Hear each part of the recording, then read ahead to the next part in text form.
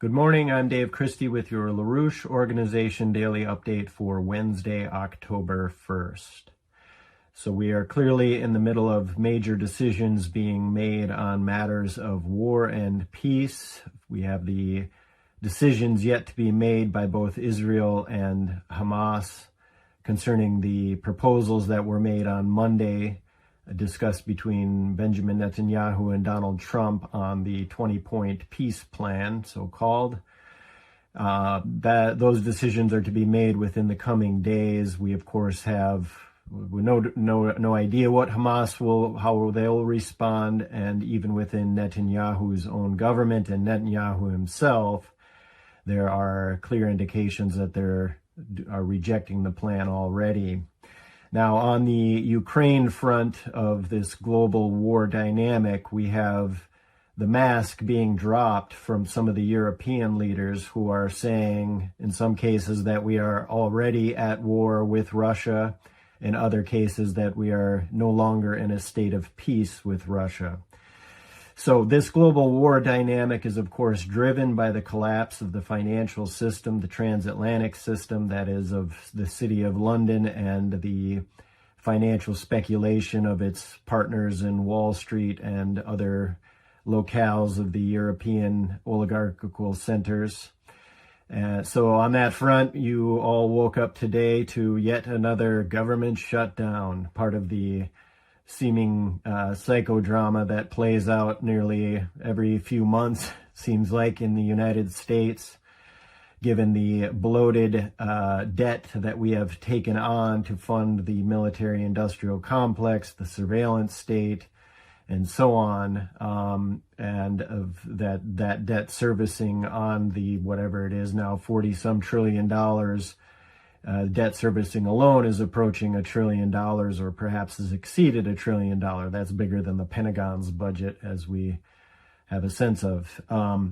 Now, I would just say on this front, on the ongoing psychodrama that we seem to be involved in concerning the government shutdown, this is ultimately a result of rejecting what George Washington put forward in his farewell address, that he warned of that if we went to a partisan-based structure to run our government or manage our political process for the republic, that we would devolve and eventually lose our nation.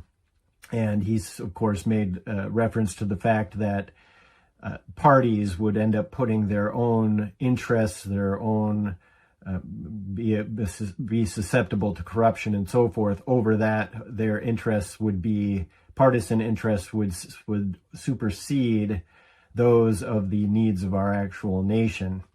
So that's certainly out in play here. The other thing that Washington said is that these parties would be susceptible to manipulation by foreign powers, and I think that is very clear, namely the British, but of course the British through their cutouts in Israel and Ukraine and other nations, their lobbying efforts and so on. We see the result of not listening to George Washington, and that is evident with this shutdown. So that's all I'm going to say on that front. Now, the other aspect of the collapse that I just want to refer to is the stock market bubble being driven by AI. That has massive implications for the bond market overall.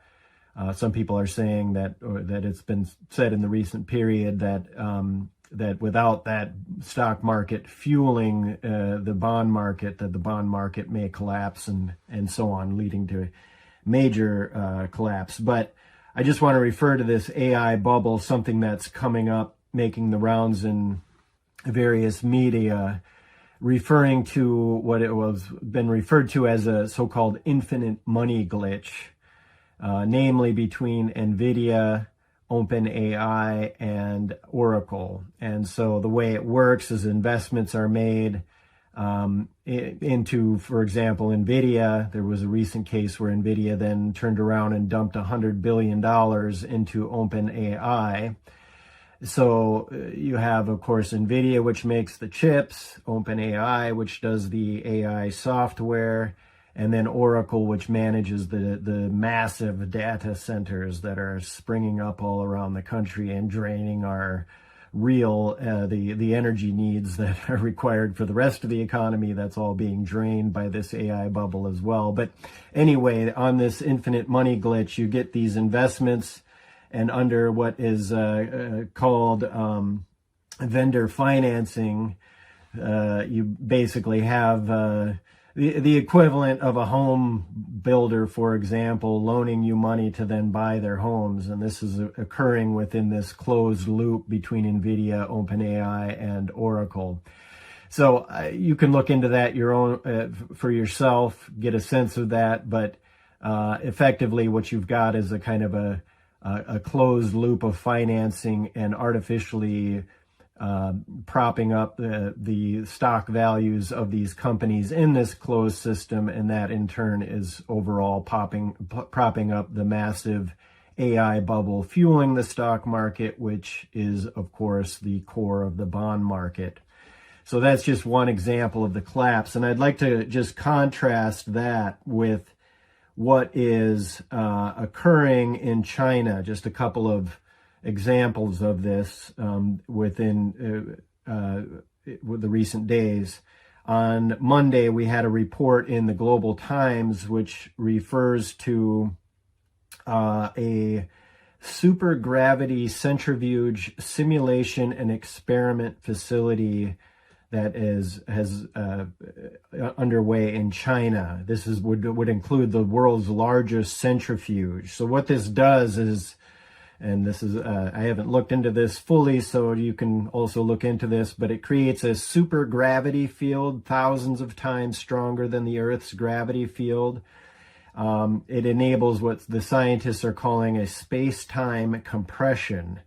So anyway, in this super gravity field, you can run all kinds of experimental experiments, including disaster simulation, geological evolution, and extreme environments. And so you can go from scaling down 100-year processes can be compressed to just a matter of days, and same thing for length. A 100-meter real-world object can be scaled down to a meter. So again, the science on that is something I'm not going to go into due to lack of knowledge, but it creates a capability for the development of testing new engineering technologies and advances in the frontiers of material science.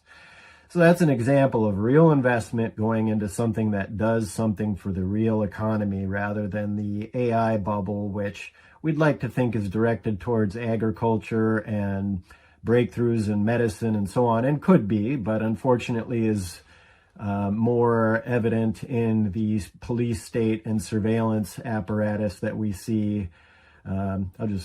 NSA's former NSA director Paul Nakasone on the board of OpenAI, and of course Ellison at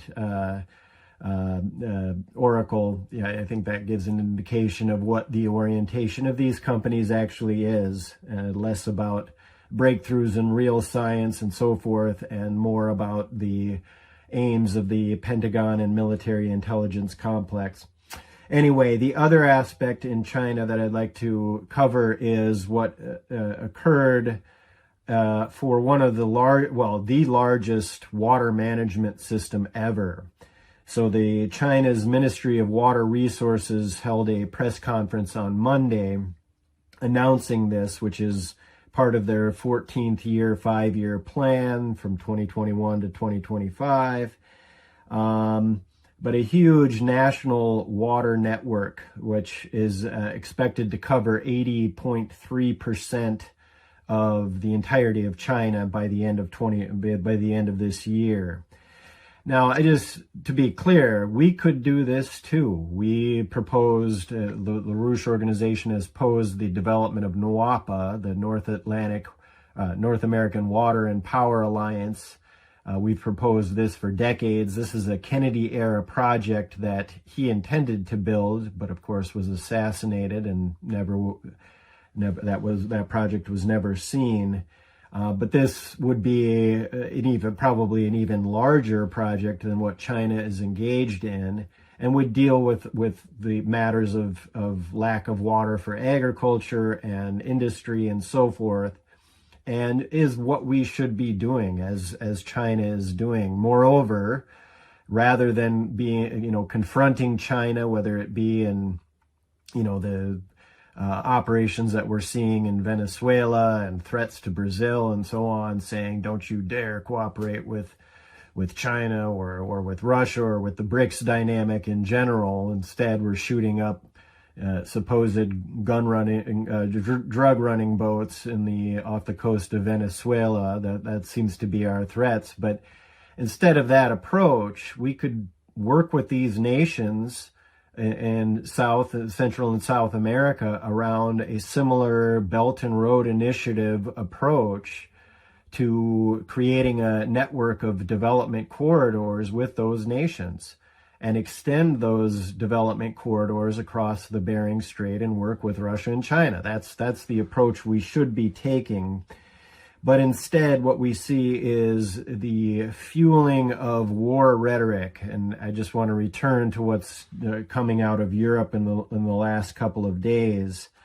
On Monday, the Polish Prime Minister Donald Tusk said that Europe is already in a state of war, and of course urged the West to escalate in response.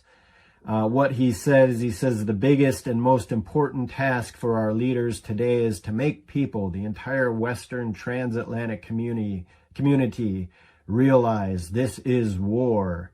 We didn't want it, and yes, it's strange at times, a new kind of war, but it's still war, obviously referring to the situation in Ukraine, and that the Polish Prime Minister thinks that we are at war with Russia. Now, that was echoed by Merz, said it in a little bit different way, saying that we're no longer at peace. There was a media event in Dusseldorf, either on Monday or yesterday. He said, let me put it in a sentence that may be a little shocking at first glance. We are not at war, but we are no longer at peace either.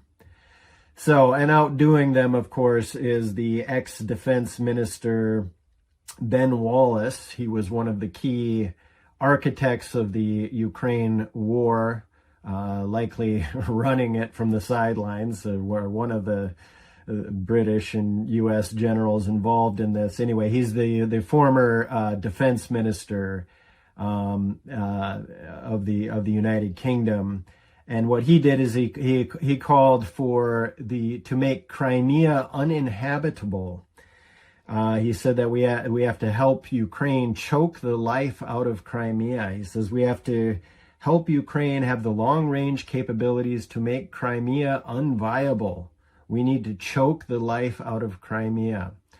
So if you want to get a world war going, just launch an attack on Crimea and see how the Russians respond. This goes back to the calls by Rusi and others within the British establishment, which said that we should get a Cuban Missile Crisis on steroids scenario going over Crimea. In other words, threaten Crimea and force a nuclear standoff in reminiscence of the Cuban Missile Crisis. Of course, that's the reference that they made. Now, all of this should just be referenced, and perhaps the Italian foreign minister is attempting to put the skids on some of this war rhetoric.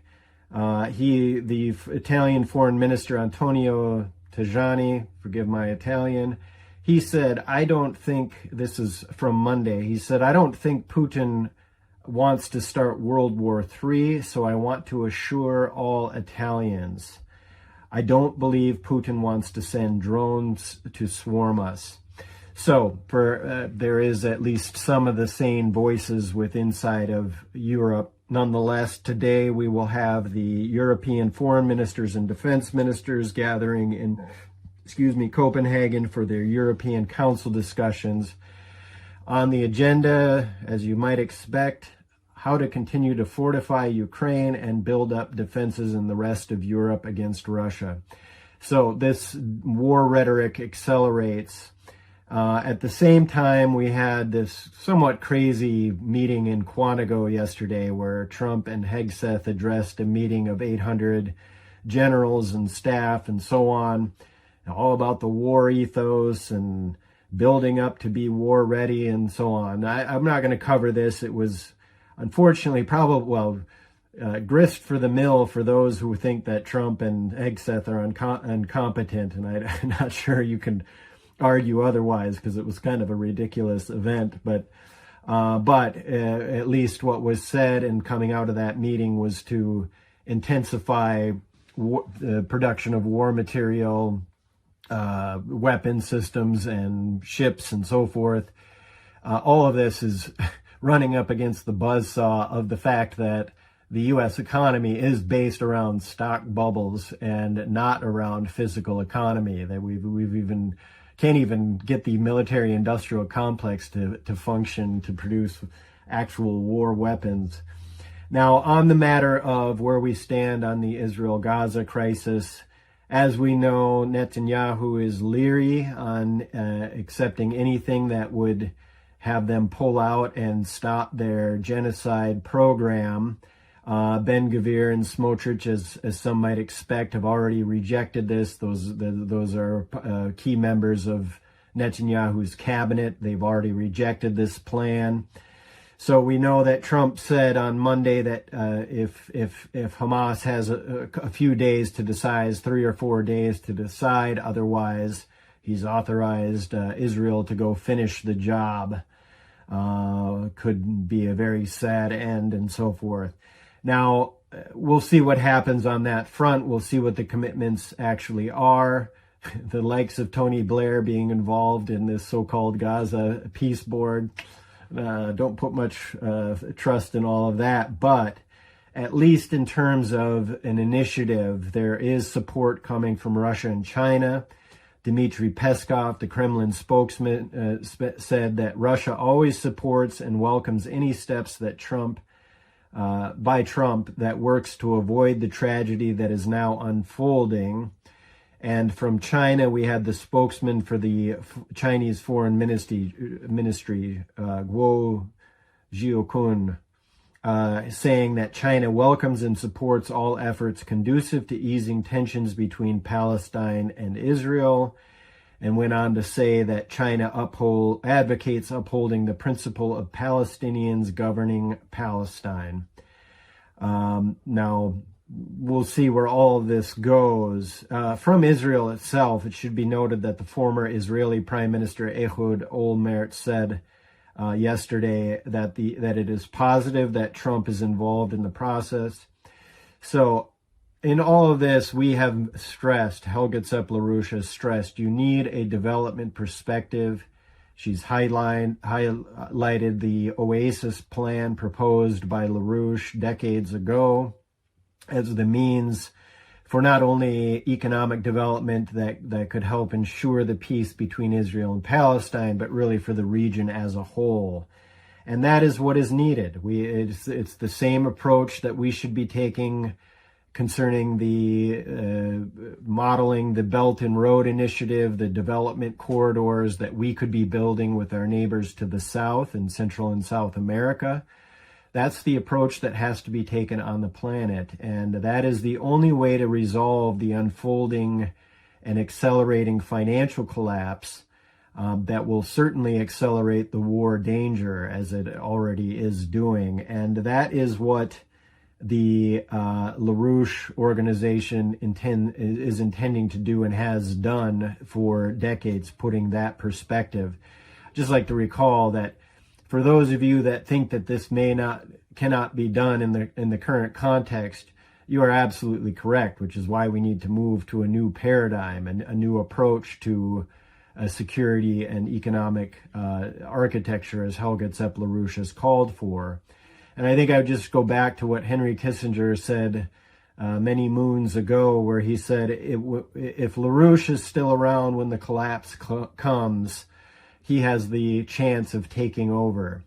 Now, obviously, Lyndon LaRouche is not around, but our movement is, and we intend to take over, not perhaps as individuals per se, but rather that to gain the intellectual hegemony within the American people and those really around the world, that it is the ideas of LaRouche and his approach to physical economy that has to be the basis for advancing humanity and advancing the case of cooperation with nations around the world around these large-scale infrastructure projects and advances in science and technology that we should be collaborating on.